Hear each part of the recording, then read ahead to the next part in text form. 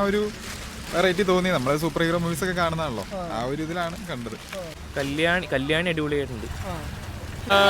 ലാഗടിപ്പിന് അങ്ങനെ യാതൊരു സംഭവങ്ങളില്ല, ഒരു ലാഗും ഇല്ലാണ്ടാണ് പടം പോകുന്നത്. നല്ല കുറച്ച് നല്ല മേക്കിങ് കാര്യം, ക്വാളിറ്റി സ്റ്റണ്ടും കാര്യങ്ങളെല്ലാം അടിപൊളിയാണ്. സൂപ്പർ ഹീറോ പടം അടിപൊളി നൈസാ, അത്യാവശ്യം എല്ലാവരും ഉണ്ട്.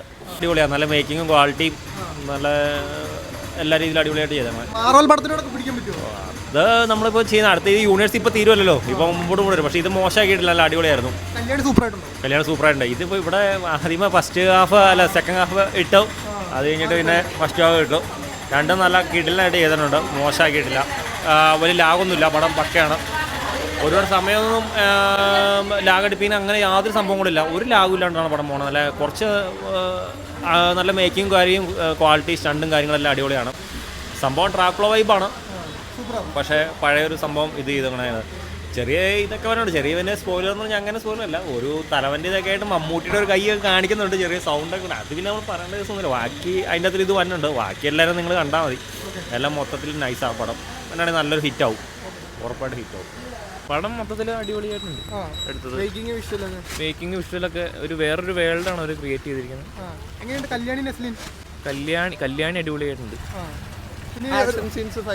എല്ലാം നന്നായിട്ടുണ്ട്. ഇതുവരെ കാണാത്തൊരു മലയാള സിനിമയാണോ?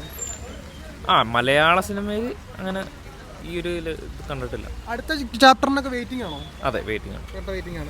കുറെ ക്യാമിയോ ഒക്കെ ഉണ്ടെന്ന് റൂമർ വന്നിരുന്നു, അതൊക്കെ ഇതുണ്ടായിരുന്നോ? ഭയങ്കര എക്സൈറ്റിംഗ് ആയിരുന്നോ? പടം അടിപൊളിയായിരുന്നു.